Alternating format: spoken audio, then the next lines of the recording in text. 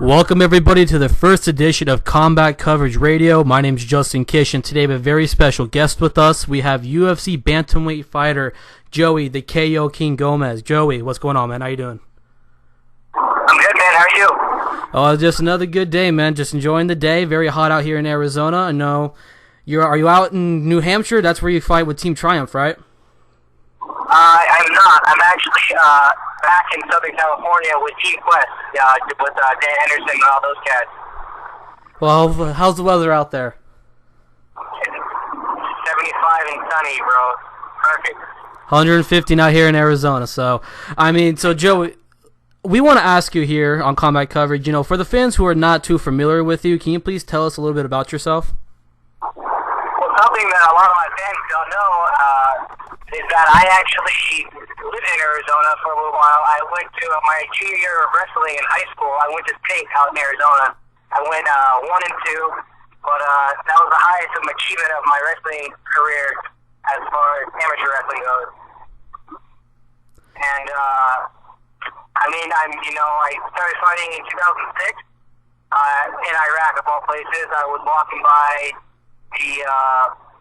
the tapper staff, and I saw a bunch of Marines. They were doing jiu-jitsu. And I was like, yo, what is that? And they showed me a couple moves, like an armbar, a key lock, and a triangle, and I was hooked. And then when I got home from Iraq, I needed something to do with all my pent-up aggression and energy. So I sought out my first gym, which was it was called Island Boxing and Fitness back then. And then it changed to Champions Training Center in Savannah, Georgia, under Masenko Ray.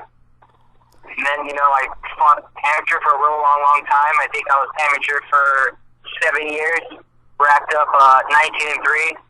That's MMA. I was 10 and 3 in MMA and 9 and 0 kickboxing. And I transitioned to professional mixed martial arts. Lost 6 wins and found myself in the UFC. Now, Joey, you have been out of the UFC, since January. You faced off against your former teammate in Rob Font. You fought back at UFC Fight Night 81. That was the same card where Dominic Cruz defeated TJ Dillashaw to get the Bantamweight Championship. Now, that was your first loss in your career. How are you currently, working with that first loss, in your mind, in the gym? How are you feeling about that loss? And is there bad blood between you and Rob right now? There's no bad blood against me and Rob. He did his job, All the pressure was on Rob, because if he would have lost to me 6-0 on 18 days' notice, that wouldn't have been good for his career. So, does it suck to take your first professional loss? Absolutely. I'm an alpha male just like the next guy. I don't want to lose. I don't take fights, or I didn't become a professional fighter because I'm good at losing, But it happens, especially at this level. And, the way that I've rationalized it to myself, because I had to convince myself, did you give up or did you lose? You know what I mean? And it wasn't even about convincing. I just had to, it all happened so quickly. I didn't know it was over before I knew what happened. And, I got some time to self-reflect, and I know that when I went out there to fight. I didn't go out there to lose, which is the most important part. And like I was saying, at this level, man, it's going to happen. And it's not about, it's now, this is where it counts, what I do after I've lost, you know what I mean? And I made some serious life changes, man. I picked up my entire family and moved them across country to Southern California to train with Team Quest, where I was fighting out of for a long time before. And, I don't have a job. I just train. And, I've got a strength and conditioning coach, a Muay Thai coach, a boxing coach, a jiu-jitsu coach, a sports psychologist, a nutritionist, a publicist, dude. I'm immersed myself in this lifestyle. So next time the public sees me, it's not going to be 18-day Joey Gomez. It's going to be, the combination of a lot of hard work over the last year, Joey Gomez. Now, you mentioned that you're training out in California, so are you completely done with Team Triumph now, and you're going straight to California full-time? So what's with that? Well, I left John Fame's Team Triumph back in 2014. We had a falling out, and I walked away. And I started training with Team Link in Hooksett, New Hampshire. And Ed Carr, Walter Petito, Mike Kelly is up there right now. Nick Alley, Ken Murphy, Kerry Kirsten, I don't even know how to say her name, but a bunch of my former teammates out there. And I had my last, I think, 3 or 4 fights with him. I don't really remember. So I only fought out of John Fane's like 3 or 4 times, 3 times before I left. Okay, so your latest fight, like I said, was back in January. You know, it's already June right now. You know, we're in the dire months of the summer, kicking off the month. Has the UFC been giving you like any fights lately? Have you been offered any fights? You know, how is that going about right now? I talked to my manager, and my manager obviously talked to the UFC, and we told them that we wanted to wait until I moved out here and established a routine, because right after I fought Rob Font in January is when I made the decision to move. And then, you know, I had to sell my house and, you know, move my family, get 2 car ships, take 2 dogs, you know, 2 kids. So logistically, it was a lot that happened, that transpired over the last 6 months. So now that I just got into California this week, or last week, I'm sorry. So I won't be fighting out of New Hampshire at all anymore. I'm home based out of Team Quest in Temecula, California. Well, that sounds great, man. For the UFC Bantamweight division, it's a very interesting and very complex kind of division right now. There's a lot of, you know, legitimate fighters in the top 15. You know, you're not currently ranked in the top 15. Do you think you should be ranked, you know, coming to the UFC, being at 6-0? You know, you fought, you know, as a professional, like I said before losing to Rob, you were at 6-0. Now you're 6-1. Do you think you should have been ranked immediately coming into the UFC? You know, I don't really care about rankings too much. It looks great when you're trying to get sponsors and stuff, but I don't think at 6-0 I shouldn't be ranked in the top 15 in the world. You know what I mean? Like, you've got to work your way up. Like, you got to work your way up through every ladder, you know, in life. And right now, I'm on the world scene, and I'm working my way up in the world. So, no, I'm not in any hurry to be ranked number 15. I want to get comfortable competing in the UFC and winning, you know, and then, like, you know, get 3-4 wins. And then after that, then, you know, burst on to, you know, fight a top 10 guy. Now, the ultimate question is, you know, who do you want to fight? You know, if you were given the opportunity right now to fight anybody that you would want, do you want that rematch against Rob? Do you want to face someone else? You know, who do you want to face? You know, to be honest with you, I haven't looked into the division too much. Like, obviously, I know who all the top dogs are in the division, and, you know, but that would be something I probably should do more often is go through. But I know I'd like to fight another striker so I can showcase my my striking and put on a good show for a fan and, you know, knock somebody out. Now, you said, you know, back in the day, like I said, you know, you were trained at a Team Triumph. Now you're a Team Quest. Tell us about, you know, your entire build-up to mixed martial arts. How has the coaches that you worked with, you know, made you the fighter you are today? I mean, I've worked with some of the best guys in the world, you know what I mean? Like, day in, day out. And I was exposed to such a high level of training when I was so young. Like, when I was in the gym, when I first came to Team Quest in 2009, like, it was the who's who was in there at the moment. You know, Dan had, you know, training partners getting him ready for Anderson Silva. So Cyril Del Bonte was in there, Professor X was in there, Frank Lester, Richie Whitson, Jesse Taylor,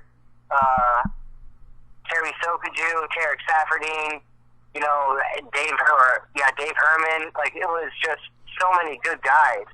And then we had Muay Thai coach Daniel Warren, Ed Buckley, you know, Poncho, our jiu-jitsu instructor. So, like, these guys are all world champions in their own field. And then you had, like, Hendo kind of helping us all mix it together. I had such an upper hand, you know, from such a young age, being exposed by that. It's just only helped further my career. And, you know, and then from when I moved to New Hampshire, you know, I wanted to work with another, you know, good coach and world-renowned, and Ed Carr was an old Militage guy. So, you know, Militage is synonymous with hard work and hard sparring. And that's exactly what we did when we went up there. We went up there and we freaking slugged it out, and we became better, you know, and, you know, you can't really do it like, oh, you can have the best coaches in the world, but you have to have the best, you know, training partners too, and I've also been blessed with that. So the overall experience has been awesome, man. Like, I wouldn't take any of it back if I had to do it all over. I'd do it the same way. So you're known as the KO King. You know, you look back at your record. John Santos back at CZ43. That was your debut as a professional fighter. You knocked him out in the first round. Miguel Santos, Joe Cushman, Robert Leroux, Jeremy Pender. You know, you've been known as the KO King.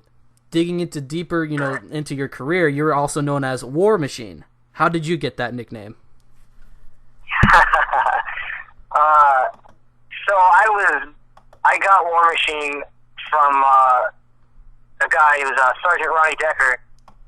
He was the guy that taught me the first three moves of jiu-jitsu when I was in Iraq back in 2006. And it didn't matter who you were, how big you were, what belt you were. Like I just wanted to fight you, and I wanted to make it a dog fight. And I was so stubborn and tough that I wouldn't stop. I wouldn't quit. It didn't matter who you were.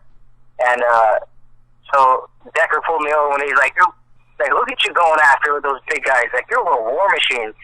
And it kind of stuck, you know what I mean? So that was a kind of, I really enjoyed that nickname too, you know what I mean? I feel like that I earned that nickname by, you know, being a two-time Iraq War veteran.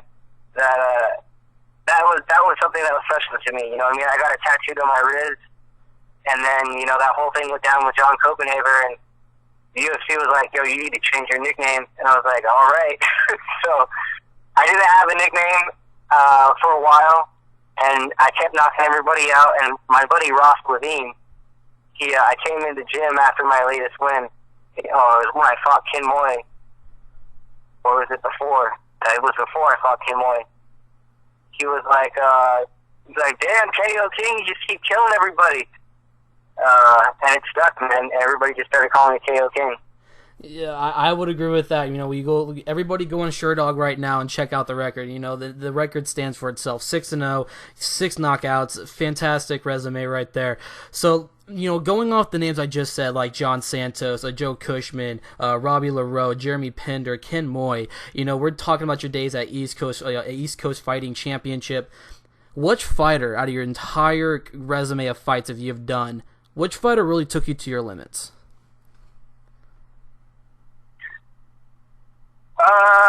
Man, all my fights were so short. There wasn't enough time to really take me to my limits, you know, as far as a professional.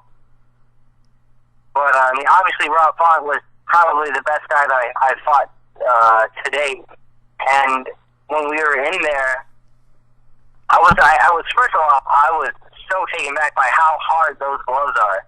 Like, for such a compact glove, they really, that padding is tough. So right off the bat, when I got hit in the face the first time, I was like, ow.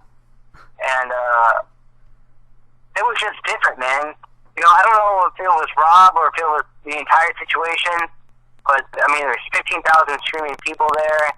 Like, I was nervous, and then, like, you know, you hear the UFC jitters, and I was like, man, I'm not any more nervous than I have been for any other fight, but there's a lot of, like, I looked around, I was like, yo, there's a lot of people in this building.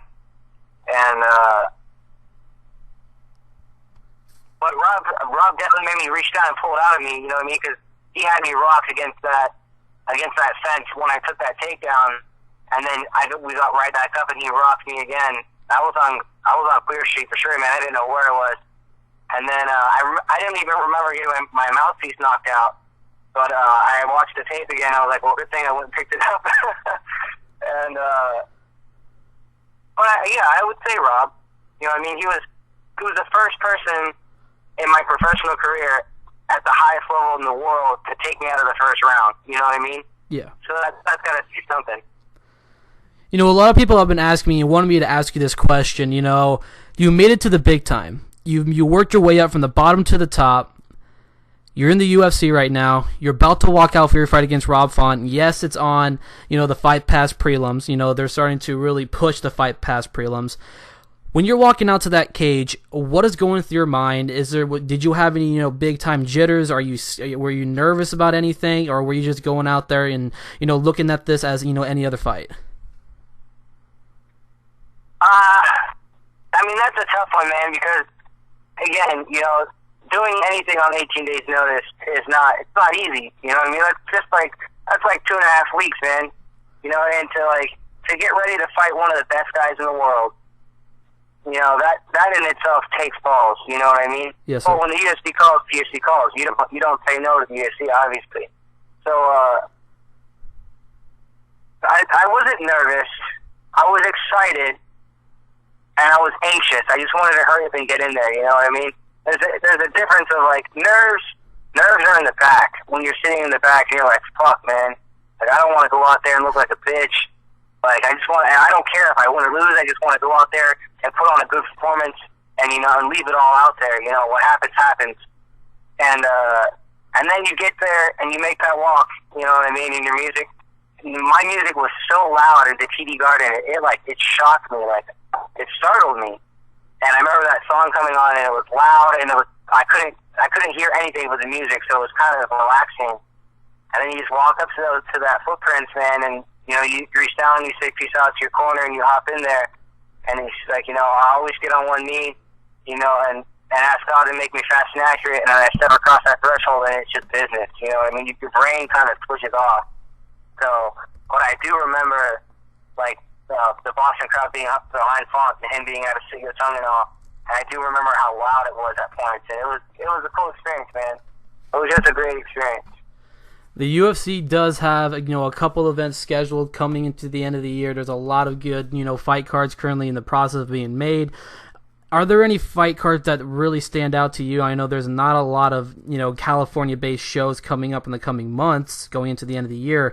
Did you want to take on a fight before the end of the year, or do you just want to, hopefully see what happens in the coming months?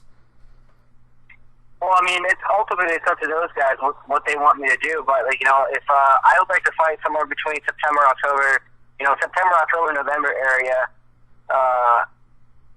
or I want to fight on that UFC 204 card at Hendo Fight Bisbing. We'll go out and both of us are from Quest. I'm from his gym. Might as well go freaking scrap with him. I think that'd be great. Okay, so we got a couple more questions before we let you go. I know we really do appreciate you taking the time to do this interview. It's the first ever one here on Combat Coverage. Now, Joey, it's for the rest, going forward in your career, what are we to expect from you? A lot of a lot of fights, man. I'm going to try to stay as active as I can. I want to fight 4 times within the next year, and I'm going to have no life and just work, So people can expect always the first round knockout because I'm looking for that chin. Every day I'm making myself better in some facet of fighting. That way I can finish people because I finish fights. So you want to go down the Max Holloway Avenue, take 4 or 5 fights a year? Absolutely. Well, 5's a lot. Depending on how I'm feeling, if something short notice comes up, as long as I'm staying in shape all the time, which I plan on it, then, yeah, man, I just want to stay busy and make that money. Finish this contract out and negotiate and start making some real money.